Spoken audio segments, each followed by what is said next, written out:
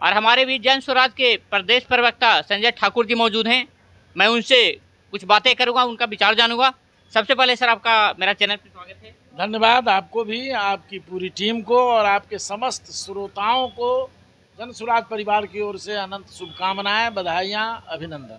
और मैं आपसे ये पूछना चाह रहा हूँ कि अभी जो हम देख रहे हैं कि बहुत सारे प्रेस कॉन्फ्रेंस किए जा रहे हैं और मोटरसाइकिल यात्रा किया जा रहा है, पैदल यात्रा किया जा रहा है प्रशांत किशोर के द्वारा, तो इससे क्या संदेश मिलता है लोगों को?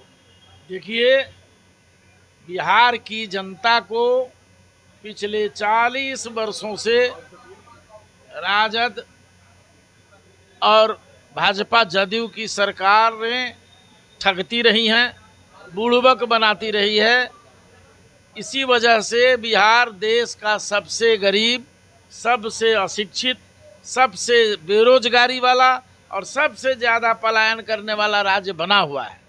आदरणीय प्रशांत किशोर जी 2 अक्टूबर 2022 से चंपारण की धरती, जो महात्मा गांधी की कर्म भूमि है, वहाँ भितिहरवा आश्रम से पदयात्रा की शुरुआत करी और उन्होंने करीब करीब 60% से अधिक बिहार के गांवों को टच किया। 5000 से अधिक गांवों में पदयात्रा करी। अब उनकी बदलाव यात्रा चल रही है, जिसमें आप देख ही रहे हैं लोगों का हुजूम उमड़ रहा है।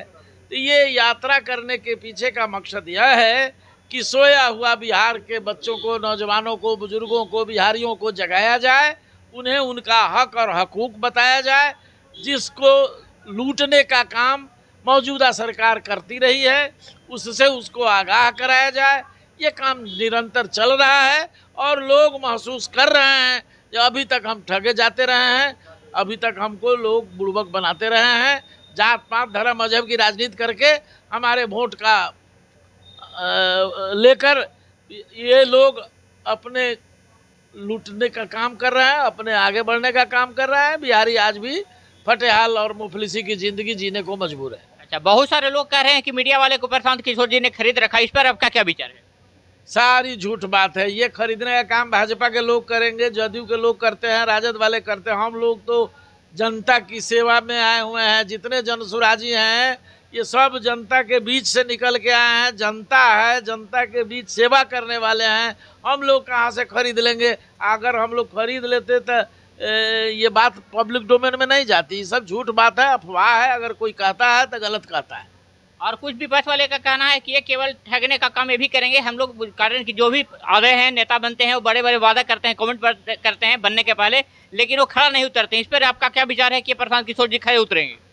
अरे भाई, जो विपक्ष कहता है, भाजपा वाला अगर कहता है तो उनके प्रधानमंत्री दिन भर झूठ बोलते हैं। वो अंतर्राष्ट्रीय विशेषज्ञ हैं झूठ बोलने के। उनका कितना झूठ बिहार में हो चुका, बताइए। कितना दोहरा चरित्र है एक प्राइम मिनिस्टर का। प्राइम मिनिस्टर पूरे भारत का प्राइम मिनिस्टर होता है। बिहार आते हैं तो यहाँ कहते हैं जो हम गरीबों के, मजदूरों के चलने के लिए है ट्रेन दे दिए बड़ा बढ़िया।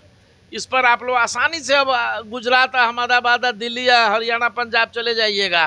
5 किलो अनाजो दे रहे हैं आपको खाने के लिए, हैं। आइए, भजपैया सब बैठ गया, जदयू वाला सब उनके मंच में बैठ के ताली बजाता है, गौरव मनाता है जो प्रधानमंत्री बढ़िया बात बोल रहे हैं। अब वहीं गुजरात जाते हैं प्रधानमंत्री तो कहते हैं जो यहाँ के इकोनॉमी को 3 ट्रिलियन करना है, तो उद्योग धंधा जितना है उसमें और आगे बढ़ोतरी करनी है, कल कारखाना खोलना है, हीरा का व्यापार का केंद्र बनाना है, तो फलना चिलना, मतलब वहाँ वो डेवलपमेंट की बात, बिजनेस की बात, व्यापार की बात, फैक्ट्री की बात करते हैं। बिहार में 11 साल से प्रधानमंत्री हैं, कई गो फैक्ट्री उन्होंने खोला है। उन्होंने नीतीश कुमार के हवाले बिहार को बंधक रख दिया है, जिस तरह से कांग्रेस ने लालू यादव के हवाले 1995 में बंधक रख दिया। और चंद सांसदों की लालच में वही काम आज भारतीय जनता पार्टी भी कर रहा है। तो ये कांग्रेस भाजपा दोनों बिहार को, बिहारियों को अपमानित करने का काम किया है, बिहार को मूर्ख बना के रखे हुआ है और अपना स्वार्थ साधने का काम केवल कर रहा है। ये भाजपा के नेता यहाँ क्या कहेगा? सब कम्बल होकर घी पी रहा है, दिन भर भ्रष्टाचार और लूट खसोट सब कर रहा है। आज आप प्रशांत जी के प्रेस कॉन्फ्रेंस में सुना ही। और नीतीश कुमार जी के रीजन में जो शराबबंदी है और सुनने में आ रहा है कि प्रशांत किशोर जी आएंगे तो शराब चालू हो जाएगा, इस पे आपका क्या? 1 घंटा के अंदर में चालू करेंगे, क्योंकि शराबबंदी कुछ नहीं है। यहाँ कागज संचिका में शराबबंदी का कानून है, प्रैक्टिकल में कुछ नहीं है। आप भी पत्रकार हैं, आप गली गली घूम रहे हैं, गांव गांव जाते हैं, कहाँ शराब उपलब्ध नहीं है साहब? किस जगह अमेज़न सिस्टम लागू है शराब के मामले में? फोन करिए, शराब आपके घरे चला आवेगा। ये स्थिति बनी हुई है साहब। तो ये इस बंदी से क्या मतलब? जब गरीब बिहार का 20,000 करोड़ रुपया का नुकसान हो तो ऐसे शराबबंदी से क्या मतलब? 6.5 लाख बिहारियों पर मुकदमा दर्ज है शराबबंदी के बाद से लेके अब तक, केवल शराब के प्रकरण में। और कोई बड़ा कारोबारी गिरफ्तार नहीं होता है, उसका ट्रक जब्त नहीं होता है। जितना पकड़ाता है 2 सीसी वाला, 4 सीसी वाला, 10 सीसी वाला है। 6.5 लाख लोगों पर मुकदमा है, 2 लाख लोग अभी जेल में बंद है।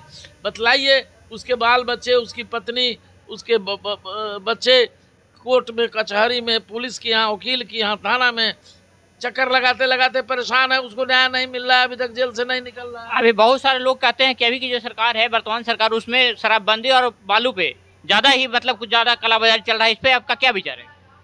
पूरा पुलिस महकमा स्मगलरों के साथ साठगांठ करके, मंत्रियों का संरक्षण प्राप्त करके पूरे बिहार के गली गली में शराब उपलब्ध करा रहा है, बालू बेच रहा है। ये न रुका है सरकार से, न रुकेगा।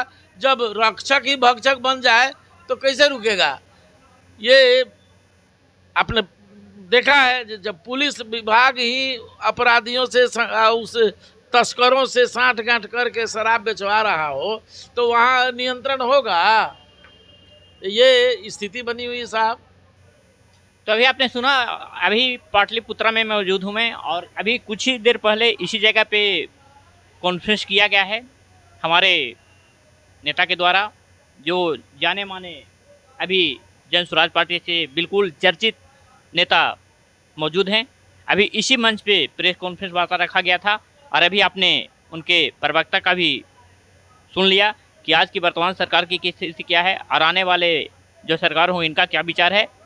तो आप हमारे चैनल पे बने रहें, कमेंट जरूर करें। तब तक के लिए जय हिंद, जय बिहार।